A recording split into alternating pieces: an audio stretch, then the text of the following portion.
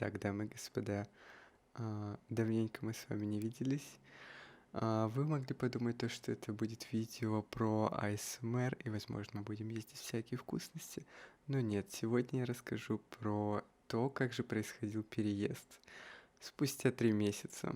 Для тех, кто не в курсе, я немножко расскажу, где я жил, куда произошел переезд и, собственно, какие-то нюансы, истории и все в этом духе. Я жил в небольшом городе Белая Калитва, и мой переезд случился в сам город Ростов-на-Дону, собственно, там, где я нахожусь сейчас. А, Очень длительный промежуток времени занял этот переезд, но он случился максимально правильно и максимально, можно сказать, комфортно, но при этом есть свои разные истории, потому что каждый переезд, мне кажется, даже если вы переезжаете в городе, просто меняете место жительства именно квартиры, либо дома, или еще куда-то, то каждый переезд — это стресс, собственно, как и ремонт, а также рубрика «Ремонт». Собственно, в студии, в которой я снимал и работал, а, на протяжении всего этого времени происходил ремонт. Мы облагораживали это пространство и делали из него а, очень красивое и вдохновляющее место. И на самом деле а, от неидеального состояния и зачатка ремонта до финального какого-то, ну, полуфинального результата прошло очень много времени. И на самом деле я очень рад, сколько опыта там было пройдено и перенесено, сколько съемок проведено и различных приятных воспоминаний и гигантской пользы, что вызывает только одну благодарность. И как только ремонт закончился, собственно, и началась подготовка к моему переезду, и пришло время двигаться дальше. И, собственно, начался переезд с поиски квартиры, конечно же. На самом деле, поиск квартиры в прекрасном городе Ростов-на-Дону — это то еще испытание, можно сказать, потому что найти хорошую квартиру — полноценная находка, я вам скажу. Но мне это прекрасно удалось. На самом деле, поиск квартиры всегда заключается, наверное, именно от какого-то определенного запроса, потому что каждому человеку важны какие-то моменты, которые, возможно, не важны вам, и приоритеты ценностей, комфорта и того, что ты хочешь в помещении, у всех разные. Поиск квартиры у меня занял примерно 2 месяца, что достаточно долго, я думаю, но это могло бы быть долго, если бы квартира искалась в другом городе, но в Ростове, в принципе, это было уже время ближе к лету, казалось бы, должно быть много каких-то вариантов. На самом деле вариантов, которые были действительно более-менее хорошие, было очень мало, поэтому постоянно приходилось обновлять, следить за различными сайтами, чтобы найти хоть что-то подходящее. Самый главный урок и совет, который можно вычесть из моего опыта по поводу поиска квартиры, это то, что арендодатели совершенно не умеют фотографировать свои квартиры.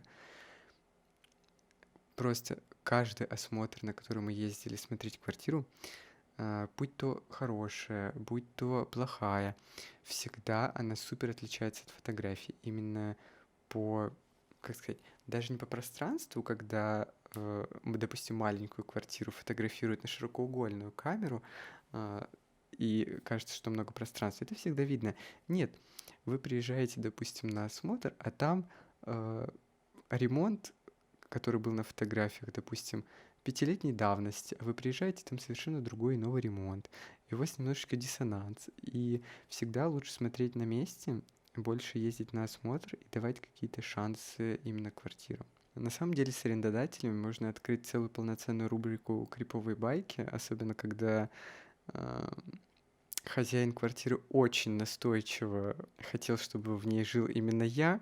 Почему, я не знаю, и слава богу, что не узнал. Или, допустим, когда арендодательница, которая была с собакой, сказала то, что с животными в эту квартиру нельзя.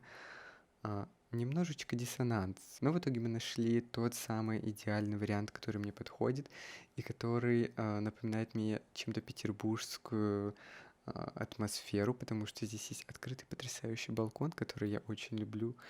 А, И я все лето, можно сказать, провел на балконе, потому что там даже проводилась съемка. Так что балкон открытый, и мне очень повезло, что здесь очень много дневного света, потому что окна в пол, но при этом, типа, сама квартирка небольшая, уютная, и плюс вот этот открытый балкончик, который мне очень симпатизирует. Вот. И очень интересно, как это будет выглядеть зимой, осенью. Собственно, сейчас сентябрь, как бы, да. Переехал я 1 числа, 1 июня. Еще очень забавная история. Сложились так обстоятельства, то что в момент самого переезда я задолго уже подготовил, в принципе, основную часть вещей. И на самом деле я переезжал не с каким-то огромным количеством вещей, которые которыми я пользуюсь в основном. У меня вот прямо здесь рядышком стоит трейл с потрясающей коллекцией моих вещей для съемок. На момент уже, когда нашлась квартира и уже был запланирован, грубо говоря, переезд на следующий день, я заранее подготовил все вещи и все упаковал, в принципе. Сборы на самом деле происходили очень лайтовые, потому что я не так много перевез вещей. Я перевез какую-то базовую одежду, которую я ношу. И самую большую часть это занимает, скорее всего, оборудование. Ну да, я состою из 90% оборудования для съемок. Моя жизнь прекрасна. Какие-то минимальные вещи, которые меня вдохновляют и которыми я пользуюсь, в принципе. Я заранее все упаковал, все подготовил. Какую-то часть мы даже отвезли до этого. И на момент самого переезда я был только с ноутбуком. И так получилось, что мне приходилось немножечко работать над одним прекрасным проектом, который затянулся на длительный срок, и мне нужно было его сдать 1 числа. А 1 числа я переехал. Вот, и я провел, получается, первую ночь в квартире, только на следующий день, поспав, по-моему, либо днем, либо ближе к вечеру, и проспав только следующую ночь, потому что ночь 1 числа я, получается, провел за ноутбуком. Вот, и, получается, я встретил, можно сказать, первый рассвет на этом уютном месте. Еще мне прислали, по-моему, 30 числа или 31, я не помню, сколько было дней в том месяце, но мне пришли в самый последний день, по-моему, посылки, которые я ходил, забирал. Получается, первый месяц выдался очень интенсивным, но на самом деле не было какого-то ощущения, как будто это что-то новое. Это, собственно, ответ на следующий вопрос, почему не Питер или не Москва. Мне хотелось переехать как-то... Такого вопроса даже и не стояло, потому что первая мысль, куда благоприятно и комфортно переехать, собственно, чтобы перевести вещи, не сильно заморачиваться именно по какому-то суперглобальному стрессу, хотя можно было переехать, как бы, если сильно захотеть, можно в космос улететь, но мой выбор на данный период времени остался именно на Ростове. Почему-то у меня не было никаких сомнений, что сначала нужно именно сюда. Этот город, мне кажется, тем более если это находится все в одной области, прекрасно подходит именно для какого-то восстановительного процесса, такого немножечко обдумчивого, легкого, непринужденного, именно вот поднабрать сил, можно сказать, а там уже как посмотрим. У меня еще немножечко особенно был пункт на поиск квартиры, собственно, почему она, наверное, и затянулась с поиском так долго. Я человек творческий, и мне нужно пространство для места съемки, чтобы, допустим, в 3 часа ночи, как это происходит прямо сейчас, я мог сесть, записать видео, либо сделать какую-то серию фотографий, либо там позвать команду к себе домой, и мы могли создать что-то, творить именно, как сказать, в моменте, когда, допустим, что-то недоступно, или чтобы не было каких-то ограничений по времени. Поэтому здесь было место, куда я смог поставить, допустим, свое световое оборудование, одежду, фон, как бы немножечко масштабная вещь, скажем так. И, собственно, мое новоселье произошло, можно сказать, с первой съемкой. Как бы вот я как люблю снимать в свой день рождения или в какие-то такие праздничные даты. Собственно, так и новоселье о переезде у нас произошла именно со съемкой и с немножечко шампанским. Вот. И там типа тоже они сделали. Раньше у них не было такой фишки, но теперь типа сделали то, что до 11 у них дневное. Ну так себе. Такая красивая. У меня с вами столько первых разов просто. Правильно. Что не раз, то первый. Бьюти-блог. Бьюти Ютуб. Как он странно смотрит. Да, прикольно,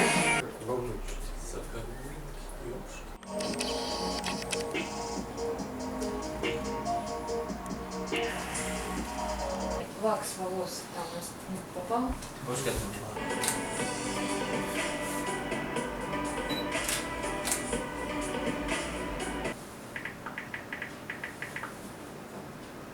Слышишь, как она печатает? Конечно. Мужик съездил в Африку для охоты, и когда вернулся, спрашивает его друг, что он там поймал. Тот отвечает: 2 львов, 4 гепарда и 12 неуклицы. Друг спрашивает, что такое неуклицы? Тот отвечает, что не знает, но когда ушел с ружьем, выскочило что-то маленькое черное из джунглей и кричало неуклицы. Потом разденешь, потом пойдем. Вот тут вот. Все пойдем мыть, что-то, блин, как будто ребеночка. Да, зачем? Это клип. В этот промежуток времени, кстати, мы немножечко тестируем микрофон, и, возможно, он с очень прекрасным звуком. Можете написать в комментариях, как лучше, с петличкой или вот с этим микрофоном. По тестовому звуку это просто потрясающая вещь. Посмотрим, как будет на видео. Мне его прислали ребята из магазина zombiex.ru, и они мне прислали еще несколько вещей на обзор. Я оставлю ссылку на их магазин. Это видео не спонсировано, к сожалению, но мне очень понравился, собственно, сам микрофон, штатив и несколько аксессуаров и рюкзак, которые они мне прислали.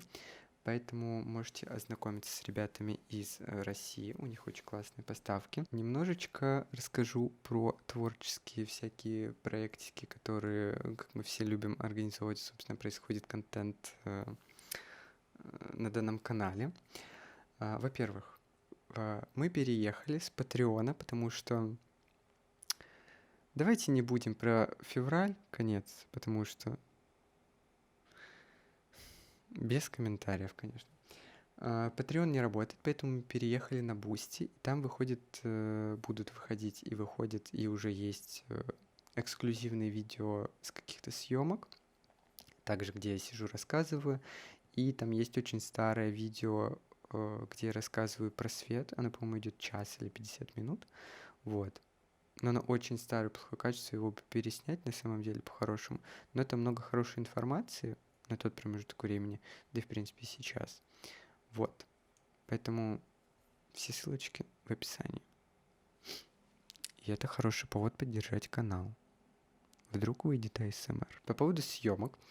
На самом деле прошло очень много классных и интересных съемок, но в первую очередь, почему, собственно, и прошел такой большой промежуток времени, 3 месяца на канале не выходили видео, хотя до этого они начали выходить регулярно, не раз в полгода.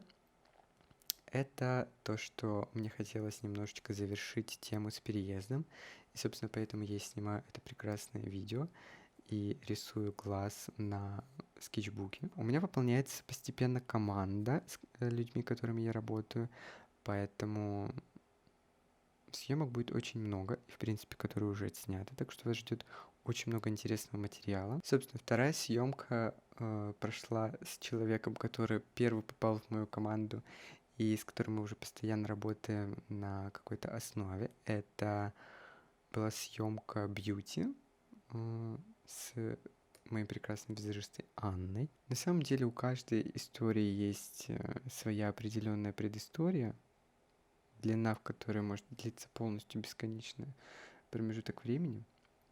Знаете, что самое интересное и самый очень важный фактор? Раньше я бегал по прекрасному лесу в любое время суток. Сейчас это немножечко проблематично, потому что места для бега в Ростове крайне не особо удобные, но я немножечко постепенно возобновляю данные пробежки. Зачем информация про бег, Саш? Зачем? Собственно, я еще забыл рассказать немножечко историю про смену имиджа. Как бы в крайнем видео на канале, который выходил 3 месяца назад, я отращивал длинные волосы. Мне было интересно, насколько будет максимальная длина, и насколько хватит моего терпения, сил и всего остального. Поэтому у меня отросла длина примерно вот посюда. Это можно было назвать как каре. Вот. Но моя мысль, которая очень хотела, чтобы я заново подстригся очень коротко, просто в какой-то момент я проснулся и вышел в первый попавшийся барбершоп, где меня прекрасно подстригли коротко. Собственно, я думаю, это не особо проблема подстричь для мастера. Но мне сделали очень ужасную укладку. Если вы идете в парикмахерскую, барбершоп, не делай, просите, чтобы вам не делали укладку в конце, пожалуйста. Потому что мне там сделали столько лака, что я пришел домой, перемыл, уложил, и все прекрасно выглядит. Вот, так что мое желание подстричься коротко взяло вверх, и я очень рад. Теперь мне снова 15. На самом деле это видео получается каким-то немножечко подкастом. Да, и мне это нравится. Я бы вам показал, сколько у меня здесь висит вещей, но, во-первых, там немножечко бардак, и, во-вторых, там висят определенные вещи, которые вы увидите в следующих видео. Что вам еще рассказать и рассказать самому себе? Знаете, почему я сегодня пошел именно сегодня снимать это видео? Во-первых, я все закончил, то, что мне нужно было сделать. И я такой, наконец-таки можно снять видео. А потом я зашел в папку. Короче, я на протяжении всего этого времени снимал какие-то видео, какие-то отрывки. Там есть видео, где я упаковываю коробки с переездом. Вот. Я что-то так посмотрел, и я вспомнил то самое состояние, за что я люблю YouTube и, в принципе, бэкстейдж. Я не знаю, жизнь без бэкстейджа — это как просто посмотреть на фотографии, на свои какие-то работы старые. А когда ты смотришь бэкстейдж, у тебя прям душа радуется как-то. Ну, вот ты как будто переносишься в то самое время, особенно вот что-то такое закулисное, где еще видно тебя там, или работу мастера, или там еще что-то. Короче, это очень всегда трепет мне душу, и это гигантские воспоминания, поэтому делайте максимально много фотографий, снимайте видео.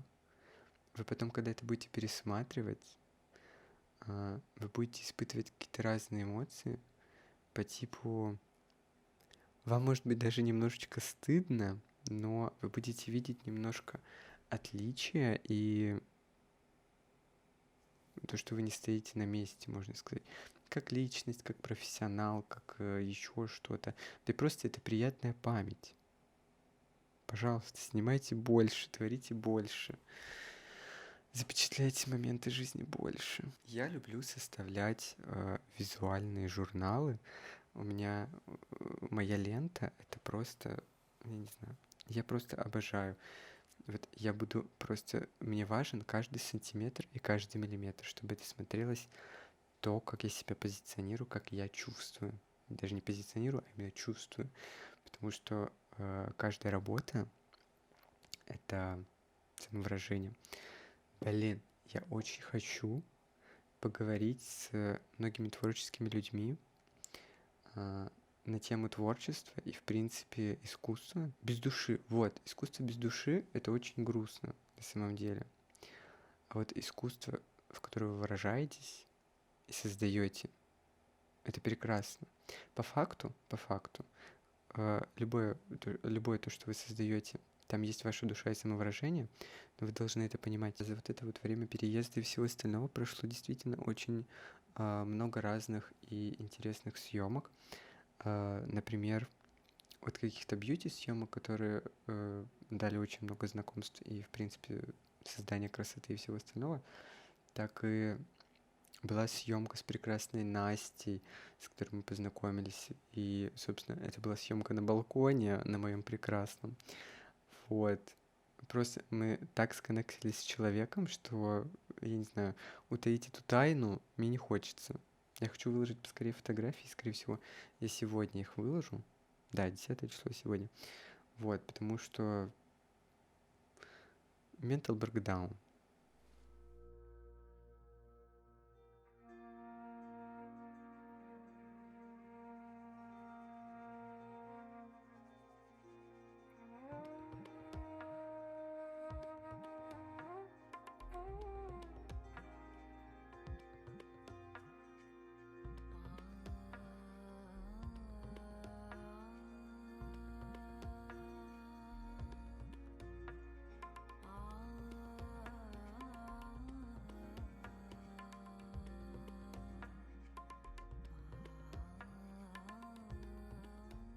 Очень много интересного. У меня еще была съемка для журнала, который лежит у меня на полочке вон там. Мне его нужно притащить, да? Хорошо, сейчас притащу. Я знаете, как мне напоминает, как вы долго не виделись с другом, с таким, знаете, приятным знакомым, которого интересно слушать, я надеюсь, ну или просто какого-то друга, которого вы любите, и вы у него спрашиваете, как у тебя дела, или там расскажи что-нибудь.